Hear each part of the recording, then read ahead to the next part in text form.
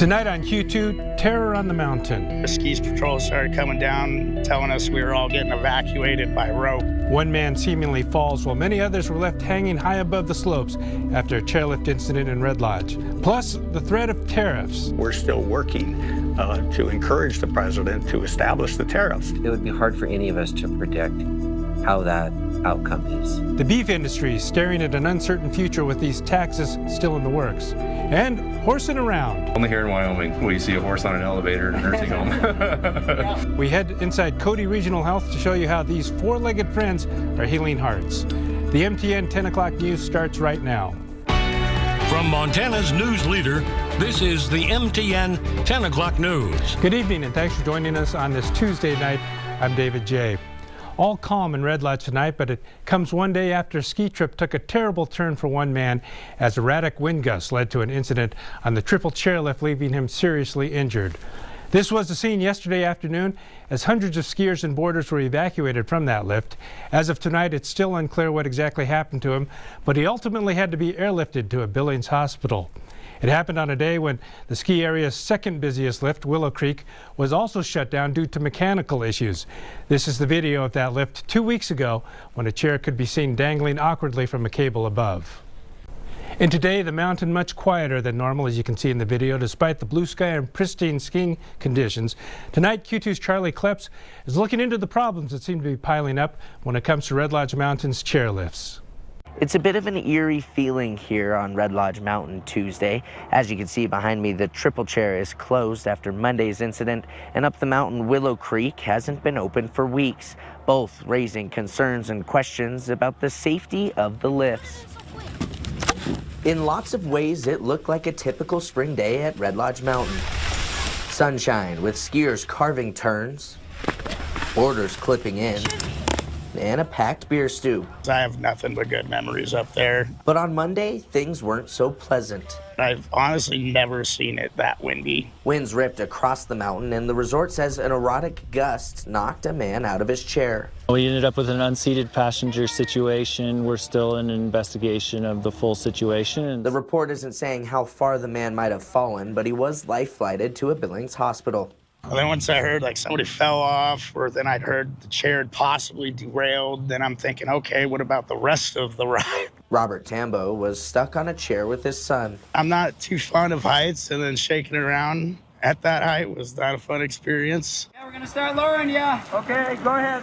One by one, ski patrol helped hundreds of other skiers rappel off of the lift. Most terrifying aspect of it was having a child sitting next to me, worrying about if he's okay. And the triple chair isn't the only lift currently at a standstill. We could probably cut these little cables. That's all that's holding it on. Willow Creek, the only other lift able to transport skiers to mid-mountain, has been closed for 2 weeks. And this video shows why. As you can see in the video, we had a chair failure. A chair nearly detached. Fortunately, no one was on it. GM Spencer Weimer says the mountain is now testing each chair one by one. So far, 80 have been inspected and all are safe. If we do find a mechanical situation that requires us to not operate the chair, we're going to go through our procedures. Procedures Weimer says are always important, with changes made daily. Lifts are also inspected annually by a third party. Every ski area operates, and evaluates their operating procedures every single day. But on this day, every skier's worst nightmare came true. A memorable day for all who were there for all the wrong reasons. That was a whole new experience. Not something I don't want to go through again. In Red Lodge, Charlie Kleps, MTN News. Deaths and serious injuries from chairlifts are rare. In fact, most ski injuries occur when people are heading down the mountain, not on the lifts. According to the National Ski Areas Association, there have been 16 deaths nationwide stemming from 9 mechanical malfunction incidents since 1973. Most of those occurred in the 1970s and 80s. There have been a total of 14 deadly falls from chairlifts, and 6 were the result of medical incidents that occurred on the lift.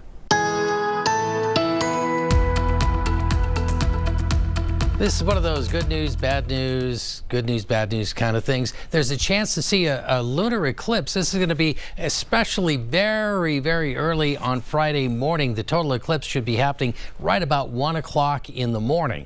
So that's part of the bad news. You're going to have to get up in the middle of the night. The other bad news is that likely this is just about the same time that we're going to see a storm system move in. But what we'll see is this bright crimson moon, if the sky will allow, as the Earth comes between the sun and the full moon.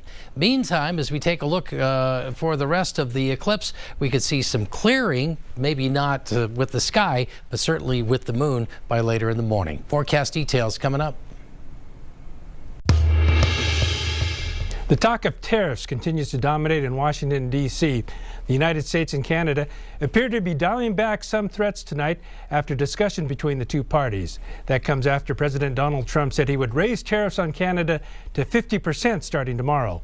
One of the bigger industries keeping a close eye on the happenings is the beef industry, as many look to learn a new reality. America is divided over tariffs, and so are ranchers in Montana. Turk Stovall is the first vice president of the Montana Stock Growers Association and is hearing from Montana ranchers. He says feeder cattle out of Montana often cross the border to Canada, get fed and finished, and come back to a U.S. processor. I was talking with a producer on the High Line who was selling a large string of cattle into Canada, and due to the announcements and due to the uncertainty, it stopped that sale. And Stovall also is worried about the impact tariffs could have. Depending on how they're applied and what products they're applied to, can have a negative effect to that system. But there are two sides to the tariff debate. Bill Bullard, RCAF USA CEO, says tariffs would help the beef industry to potentially expand production. If you put a tariff on and incentivize domestic production, you will increase jobs, you will increase tax payments, you will increase economic activity in rural America and all across America. According to the USDA, the U.S. is expected to import $220 billion in agriculture products in 2025, while exporting $171 billion. Tariffs, Bullard argues, would potentially help that $59 billion trade deficit. These products are coming in cheaper than our domestic producers are able to produce them for. And what the multinational meat packers have been doing is importing this cheaper product. Bullard says that trade deficit means the U.S. relies heavily on other countries for food. The president's executive order states the U.S. has the world's largest trade deficit at $1 trillion, and tariffs are a tool to help with national security. We certainly agree with the president that the United States needs to begin implementing tariffs, using tariffs as a legitimate economic tool. But others like Stovall say while he understands the strategy, he's not sure tariffs will address national security. If this administration views that the tariffs are better for us in the long term, then I guess so be it, and we are going to have to work through that. Two takes on tariffs. One area where both of these men can agree is that other challenges will continue for Montana farmers and ranchers. They are already faced with so many other challenges. Tariffs are not the silver bullet, but they're a very important step in the right direction for America. And today in the nation's capital, the House passed legislation this afternoon to fund the government through September 30th and avert a shutdown at the end of the week. The measure, which passed 217 to 213, will keep last year's spending levels largely flat, but would increase spending for the military by $6 billion. The deal would also force a cut of more than $1 billion from the District of Columbia's budget for the rest of the fiscal year. The Democrats opposed the deal, arguing that the stopgap gives President Trump the ability to continue his campaign to dismantle and defund major pieces of the federal government. This measure now moves to the Senate, where it will need some Democrat support to stave off that shutdown. And those cuts by the Department of Government Efficiency are now leading to the closure of at least 12 Montana government facilities. It's all in an effort by the Trump administration to reduce what it sees as wasteful federal spending. One of those impacted is Bozeman's U.S. Geological Survey's Northern Rocky Mountain Science Center, or NORROC. Some of the work done at NORROC includes research on invasive species such as zebra mussels and brucellosis, studies on climate change, as well as monitoring the status and health of the grizzly bear population in the greater Yellowstone ecosystem. For Chris Servine, a retired Fish and Wildlife Service employee, he says the closure could have a huge effect on not only the state, but the region as a whole. Scientists contribute a tremendous amount to the management and conservation of wildlife and natural systems in not only in Montana, but in multiple areas of the Northern Rockies. Last week, a spokesperson for Congressman Ryan Zinke sent MTN a statement saying, in part, paying for empty buildings is not in the best interest of Montana taxpayers. Dozens of high school students walk out in Roundup today, all in support of a beloved teacher, while the superintendent told us she resigned. Others feel there's more to the story. With more on this situation, here's Q2's Matt Carmack. At Monday night's school board meeting, she puts in countless hours, always early and stays late. It was everybody. It was everybody a part of the community. A community in support for Jessica Ollinger, a teacher and coach at Roundup High School who recently resigned. The way they treated her is just, it's unjust. She loves her job. She presents herself so well. She's always happy. Never seen a frown on that woman's face. Students walked out of school Tuesday morning to the local park in support. She's been such a big part of students' lives.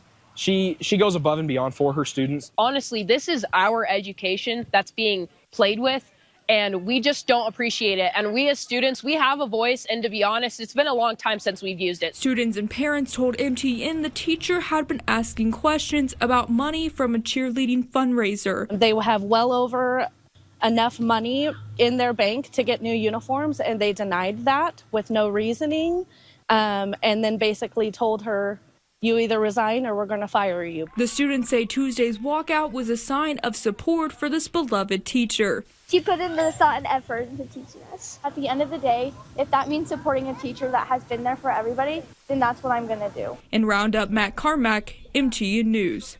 Some students did fear they would receive a 2-week suspension for today's walkout, but the superintendent says that is not true.